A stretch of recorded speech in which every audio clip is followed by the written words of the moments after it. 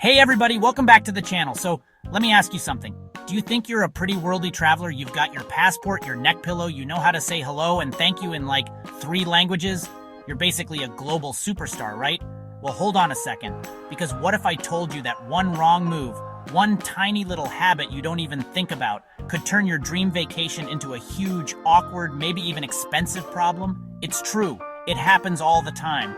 1 minute you're trying to say great job, and the next, you've accidentally insulted someone's entire family. Whoops, it's crazy, right? Things we do every day without a second thought, gestures, habits, even how we pose for a photo, can be totally fine at home, but can seriously offend someone, get you a hefty fine, or even land you in some real trouble in another country. It's like walking through a cultural minefield, and you don't even know you're in it until you hear the click. It's a little scary, but don't worry, because that's exactly what we're going to talk about today. We are going to be your cultural GPS, your etiquette encyclopedia, your get-out-of-jail-free card. Well, maybe not that last one, but close. So, get ready, because in this video, we're diving into the ultimate guide of quick do's and don'ts to keep your trip smooth, stress-free, and respectful. I'm going to show you how to avoid those awkward moments and blend in like a local, or at least like a tourist who did their homework. We'll cover everything from hand signals to tipping to taking off your shoes. It's all about making your travels better and showing respect for the places you visit. This is going to be fun, it's going to be useful, and it might just save you from a major travel fail. Let's get into it. All right, first up, let's talk about a classic, the good old thumbs up. You use it all the time, right? Your friend gets a promotion? Thumbs up. The waiter brings your food? Thumbs up. You're trying to hitchhike across the country like in a movie? Thumbs up. It's the universal sign for A-OK, awesome, great job. It's positive, it's friendly, it's actually not always. Yeah, you heard me. That friendly gesture could get you some serious side-eye or worse in certain parts of the world. It's wild. Imagine this. You're in, say, parts of the Middle East or West Africa or even Greece, and you're trying to tell your taxi driver he did a great job navigating a crazy street. You flash him a big, beaming thumbs up, and he just stares at you, coldly. Because in some places, giving a thumbs up is basically the equivalent of giving someone the middle finger. I know. It's like finding out that smiling is considered aggressive. It completely flips the script. It's not a sign of approval, it's a deeply offensive insult. So, what do? Panic? Never communicate your approval again? No, it's easy. Before you go flashing that thumb around like a Roman emperor, just do a quick check on the local customs. A simple nod and a smile are almost always a safe bet. Or you can learn the local way to say thank you or that's great. It shows you've made an effort, and it guarantees you won't accidentally turn a compliment into a confrontation. So rule number 1, keep that thumb in check until you know it's welcome. Okay, let's talk about money. Specifically, that awkward moment at the end of a meal when the bill comes. The tipping dance. At home, you probably have it down to a science. 15% for okay service, 20% for great, more if they were amazing. But when you're traveling, that whole system gets thrown out the window. Tipping etiquette is a total minefield. It's one of the trickiest things to navigate because what's considered generous in one country can be insulting or even illegal in another. It's a real tightrope walk. In some places, like the United States and Canada, tipping is a huge part of the service industry culture. It's not just expected, it's how many workers make a living wage. Not leaving a tip or tipping too little is seen as incredibly rude. But then you hop on a plane and land in a country like Japan or South Korea. You have an amazing meal, the service is impeccable, and you leave a generous tip on the table to show your appreciation. And the waiter might literally chase you down the street to give it back, looking confused and maybe a little offended.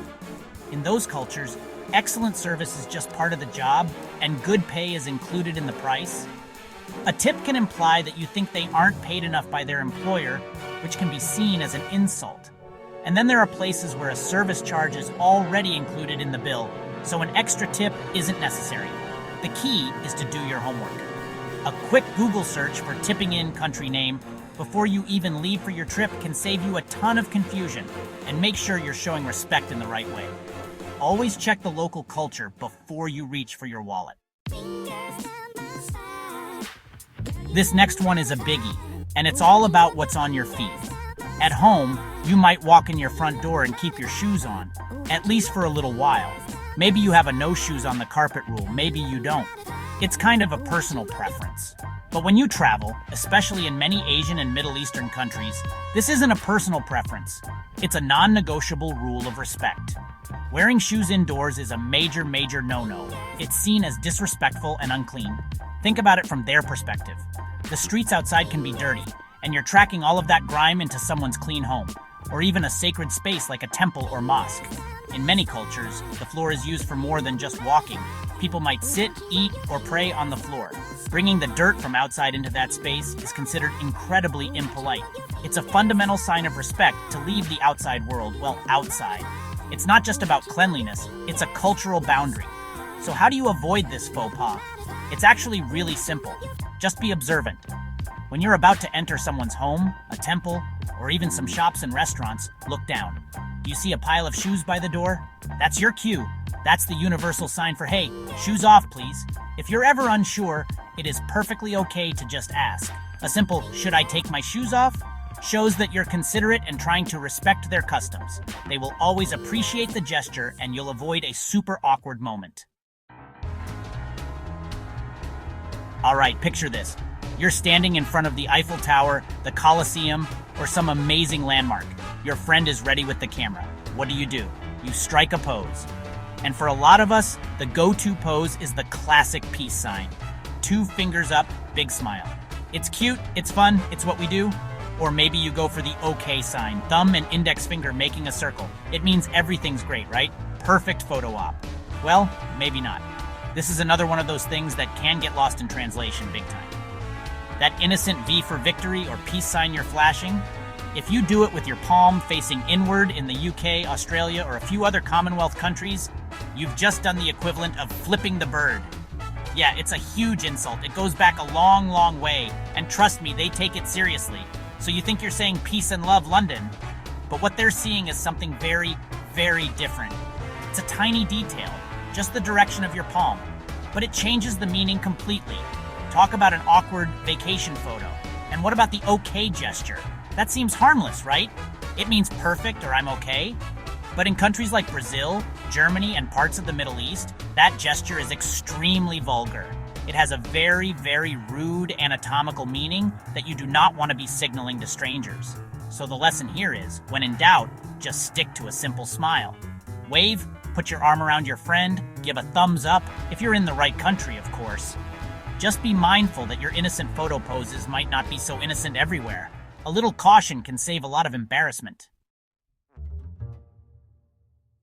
We've talked about a few gestures, but let's get into some others that you really want to avoid. These aren't just oops, I got the meaning wrong gestures. These are, I am actively trying to offend you gestures in some cultures, even if you have no idea. For example, the simple act of beckoning someone to come over. At home, you might curl your index finger towards you and say, come here. It's common, you do it without thinking. But try that in the Philippines and many other parts of Asia, and you'll be in hot water. That gesture, beckoning with your index finger, is used to call dogs. Using it on a person is seen as incredibly derogatory and demeaning. It implies you see them as inferior, like an animal. In some places, it can actually get you into serious trouble. So how do you call someone over? The polite way is to extend your arm, palm down, and make a gentle scooping motion with all 4 fingers. It's a small change, but it makes a world of difference in showing respect. It's one of those details that really separates a clueless tourist from a thoughtful traveler. Another one to watch out for is something called the fig sign, or the mutsa in Greece. The fig sign is when you make a fist and stick your thumb between your index and middle fingers. In some places, it's a good luck gesture, but in many others, like Turkey and Indonesia, it's a very obscene, very offensive gesture. The mutsa is holding your hand up, palm out, fingers spread, and thrusting it towards someone's face. It's a gesture of extreme contempt. The point is, our hands talk a lot, and we need to be sure they're saying the right thing. Learning what not to do is just as important as learning what to do. So far, we've mostly talked about things that could cause social awkwardness or offend someone. But now, let's talk about habits that can hit you where it really hurts, your wallet. There are everyday things that are totally normal at home that are actually illegal and can get you a hefty fine in other countries. And trust me, I didn't know is not a defense that a foreign police officer is going to be very sympathetic to. It's your responsibility to know the local rules. Let's start with a famous one, Singapore. It's known for being incredibly clean and orderly, and they have strict laws to keep it that way. One of those laws? A ban on chewing gum. That's right. You can't import it, you can't sell it, and if you're caught chewing it and spitting it out improperly, you can face a massive fine. So leave the bubble gum at home. Similarly, in many cities like Tokyo, eating or drinking on public transport is a big no-no. It's considered rude and messy. While you might not get a fine every time, you will definitely get some disapproving looks. And it's not just about food and gum. Think about crossing the street. In many parts of the world, jaywalking is just walking. But in a country like Germany or Switzerland, it's a finable offense. They take pedestrian rules very seriously. Same goes for things like feeding pigeons in Venice's St. Mark's Square. It's banned to protect the monuments. These rules might seem small, but they add up. A quick search for local laws and etiquette for your destination can save you from a very expensive and very frustrating mistake.